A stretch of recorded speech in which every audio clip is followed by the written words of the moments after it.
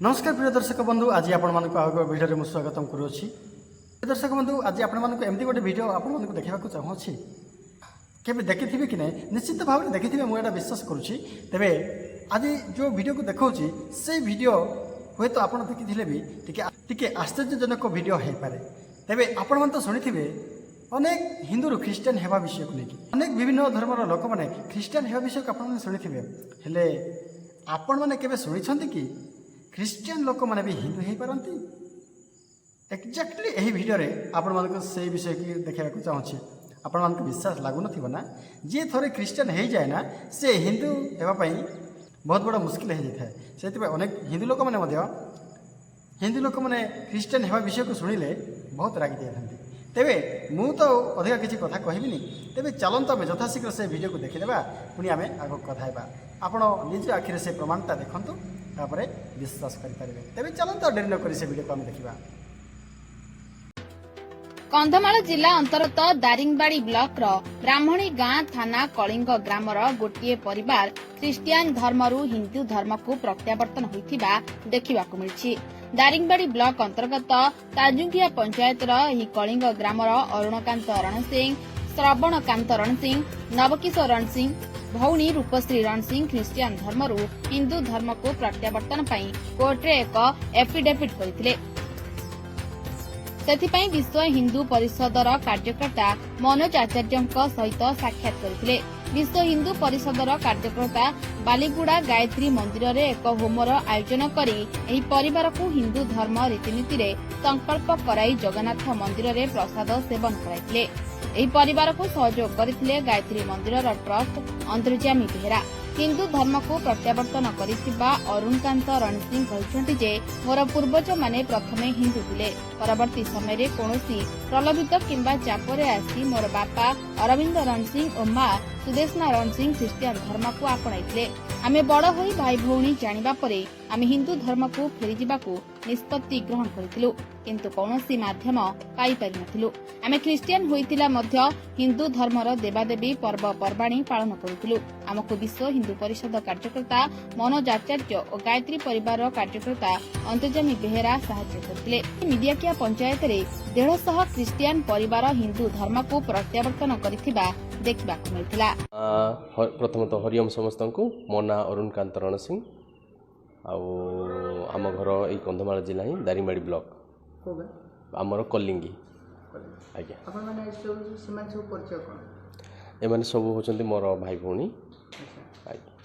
कौन आज चिंताधारा कले आम देखु आप गायत्री मंदिर अच्छा योग होम चली कौन एक्चुअली कौन रही आज्ञा आज गोटे आम गोटे महत् दिवस एक्चुअली कहीं आमे माने बहुत दिन आगु आम रियलाइज कलु जे आम पूर्व पुरुष सनातन धर्मर थिले ताकू आपणई थिले, किंतु कौन सी कारणवशतः से माने ख्रीस्टियान धर्म को परिवर्तन कले, किंतु आम चाहिलु जे आम निज धर्म को आम फेरी जीवु। आम आज जहाँ भी होची आज आम निज स्व इच्छा कहीं आम जापारू आम निज स्व धर्मर महत्व कौन, तेणु आम निज धर्म को फेरी जावाई जाऊँ। कौन किए बाध्य बाधक कर जेहेतु बहुत समय गोटे आसे अभियोग भी आसे जे आमको बाध्य कर किसी लोग ख्रीस्टान धर्म हिंदू धर्म हो जाती पर कहते हैं आम कौन गोटे चापर हो आपड़ कौन कहे नहीं आज्ञा सेमती तो कौन सी धर्म आम कहारी चाप कि बाध्य बाधक आम आसनु एठिकी आम निज स्व इच्छा आम जेहेतु जानलु जे आम पूर्वपुरुष होती हिंदू धर्मरू सनातन धर्मरू बिलंग करुँच तार महत्व को बुझीपारचु, तेणु आम स्व इच्छा आम ये धर्म को परिवर्तन होगा चाहूँ। हिंदू धर्म रे बहुत कठोर सब कार्यक्रम रुहे ख्रीस्टान धर्म नहीं आज्ञा यदि आपको आगामी दिन में करने पड़े कि सब उपर यदि हिंदू धर्म आप ग्रहण करती तो आप कौन करेंगे हिंदू रहा ना ख्रीस्टान रहा निश्चय रूपे हिंदू रही कहीं सेटा ही आमर परिचय हम आग को जहाँ भी बाध्य माने कौन सी बाधा विघ्न कष्ट दुख जहाँ भी आम निश्चय सनातन धर्म को निजर कर किए ग्रहण न कले सनातन किए तो आम तो अन्य कथा निज कथा आम कहूँ जेहेतु आम स्वेच्छा करुँ मो निज स्वेच्छा मो निश्चय रूपे सनातन धर्म ग्रहण कर रही मो संगे यही भाई भौणी 4 जन दीर्घ 3-4 मास 22-5 तारीख 5 मासरू जोगाजोग आसते सी गोटे आफिडेविट आनी देखते जे आम आम निज स्वधर्म को फेरबू ଆଉ ଆପଣ ଆମକୁ ବାଟରେ ଫେରିବୁ, ଆମକୁ ଟିକେ ରାସ୍ତା ବତାନ୍ତୁ। ଯେହେତୁ ମୁଁ ଏଠି କନ୍ଧମାଳ ଜିଲ୍ଲାରେ ଦାୟିତ୍ୱରେ ଅଛି, ବିଶେଷ ଦାୟିତ୍ୱରେ ଅଛି, ତେଣୁ ଯୋଗାଯୋଗରେ ଆସିଲା ପରେ, କେଉଁ ମାଧ୍ୟମରେ ଯୋଗାଯୋଗରେ ଆସିଲା ପରେ ତାଙ୍କ କଥାକୁ ଯେତେବେଳେ ଜଣେ ନିଜ ଘରକୁ ଫେରିବାକୁ ଚାହୁଁଛନ୍ତି, ସେ କ୍ଷେତ୍ରରେ ମୁଁ ତ ସହଯୋଗ କରିବା ମୋର ନିହାତି କର୍ତ୍ତବ୍ୟ। ମୁଁ ସେଇ କର୍ତ୍ତବ୍ୟ ଅନୁସାରେ ମୋ କର୍ତ୍ତବ୍ୟ ପାଳନ କରିଛି ଏବଂ ତାଙ୍କୁ ଠିକ୍ ଗାଇଡ଼ଲାଇନ୍ସ ଦେଇଛି, ତାଙ୍କୁ ଧାରା ବତେଇଛି। ଧାରା ବତେଇଲା ପରେ ତାଙ୍କୁ ଅବଜର୍ଭେସନରେ ଆମେ ଦେଖିଲୁ ଯେ ପ୍ରକୃତରେ ତାଙ୍କର ଚିନ୍ତାଧାରା କ'ଣ ଅଛି। ତ ସେମାନେ ତାଙ୍କର ଉଦ୍ଦେଶ୍ୟ ପରିବର୍ତ୍ତନ କରିବା ନା କିଛି ସ୍ୱାର୍ଥ ହାସଲ କରିବା କାମ ଚାହୁଁଛନ୍ତି। ସେଠୁ ବିଭିନ୍ନ ପ୍ରଶ୍ନ ବି ଆମେ ତାଙ୍କୁ ପଚାରିଥିଲୁ। ସେ ପ୍ରଶ୍ନର ଉତ୍ତରରେ ଆମେ ଆମର ଗୋଟେ ଟିମ୍ ସେଥିରେ ସନ୍ତୁଷ୍ଟ ପ୍ରକାଶ କଲୁ ଯେ ନାଇଁ ତାଙ୍କ ଉତ୍ତର ଠିକ୍ ଅଛି। ସେମାନେ প্রিয় দর্শক বন্ধুମାନେ ଆପଣମାନେ ନିଜ ଆଖିରେ ଦେଖିପାରିଲେ ତ ଜଣେ ଭାଇ ଖ୍ରୀଷ୍ଟିଆନ ହେଇଥିଲେ। ଦେଖନ୍ତୁ ସେ ତାଙ୍କେ କହିବା ଅନୁସାରେ ସେ ପୂର୍ବପୁରୁଷମାନେ ତାଙ୍କର ହିନ୍ଦୁ ଥିଲେ, ଆଉ ହିନ୍ଦୁ ପରେ ପରେ ସେମାନେ ଖ୍ରୀଷ୍ଟ ଧର୍ମ ଗ୍ରହଣ କରିଥିଲେ। ଆଉ ଖ୍ରୀଷ୍ଟ ଧର୍ମ ଗ୍ରହଣ କରୁ କରୁ ସେମାନେ ବାଇବଲ ପଢ଼ୁ ପଢ଼ୁ ସେ ଭିତରୁ ସେମାନେ କିଛି ହିଁ ବୁଝିପାରିଲେ ନାହିଁ।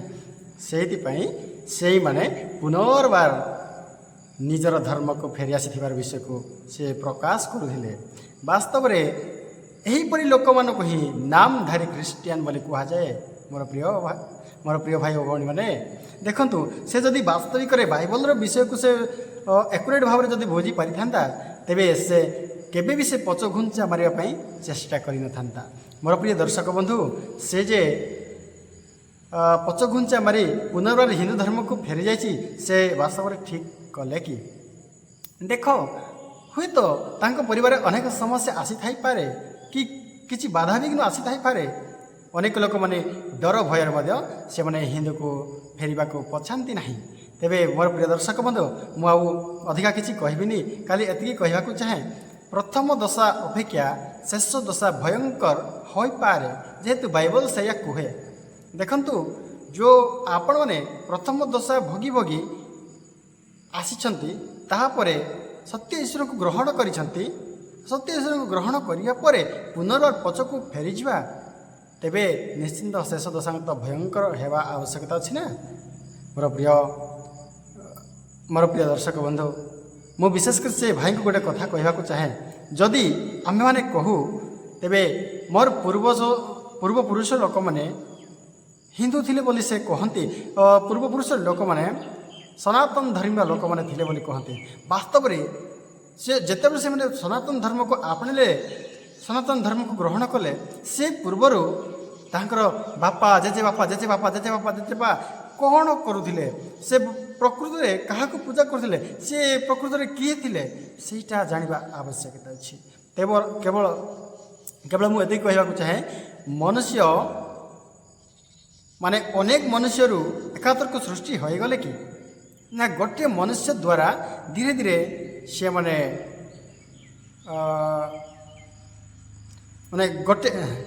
ସେ ଗୋଟେ ମନୁଷ୍ୟ ଦ୍ୱାରା ସେମାନେ ଧୀରେ ଧୀରେ ବୃଦ୍ଧି ପାଇଲେ, ଆଉ ବିଭିନ୍ନ ପ୍ରକାର ଜାତି ସେମାନଙ୍କ ମଧ୍ୟରେ ସୃଷ୍ଟି ହୋଇଗଲା, ଆଉ ବିଭିନ୍ନ ଧର୍ମ ସେମାନଙ୍କ ମଧ୍ୟରେ ସୃଷ୍ଟି ହୋଇଗଲା। ତେବେ ନିଶ୍ଚିନ୍ତ ଭାବରେ ଆପଣମାନେ କୁହନ୍ତୁ, ମୁଁ ଆଉ ଅଧିକା କିଛି କହିବି ନାହିଁ। ଆପଣ ତ କ୍ଲିଅର୍ ଏକୁରେଟ୍ ଭାବରେ ଏହି ଭିଡ଼ିଓକୁ ଦେଖିପାରିଛନ୍ତି, ସେଥିପାଇଁ ମୁଁ ଆପଣଙ୍କୁ ବହୁତ ବହୁତ ଧନ୍ୟବାଦ ଦେଉଛି। ତ କମେଣ୍ଟ ସେକ୍ସନକୁ ଯାଇ କମେଣ୍ଟ ମାଧ୍ୟମରେ ଆପଣ ଜଣାନ୍ତୁ କି ଏଇ ଭାଇ ଖ୍ରୀଷ୍ଟିଆନ ଧର୍ମ କରି ଖ୍ରୀଷ୍ଟିଆନ ଧର୍ମରୁ ହିନ୍ଦୁ ଧର୍ମକୁ ଫେରିବା କେତେ ଦୂର ଠିକ୍ ହୋଇଅଛି, ସେଇଟା ଆପଣ ନିଜେ କମେଣ୍ଟ ସେକ୍ସନକୁ ଯାଇ କମେଣ୍ଟ ମାଧ୍ୟମରେ ଆପଣ ଲେଖନ୍ତୁ। ନିଶ୍ଚିନ୍ତ ଭାବରେ ଆପଣଙ୍କର ମତ ମୁଁ ଜାଣିପାରେ, ଆଉ ମୋତେ ବହୁତ ଖୁସି ଲାଗିବ। ମୁଁ ଆଉ ଅଧିକା କିଛି କହିବିନି, ଏତିକି କହି ସମସ୍ତଙ୍କୁ ମୋର ନମସ୍କାର। ପୁଣି ଦେଖା ହେବା ଆଗାମୀ ଭିଡ଼ିଓରେ।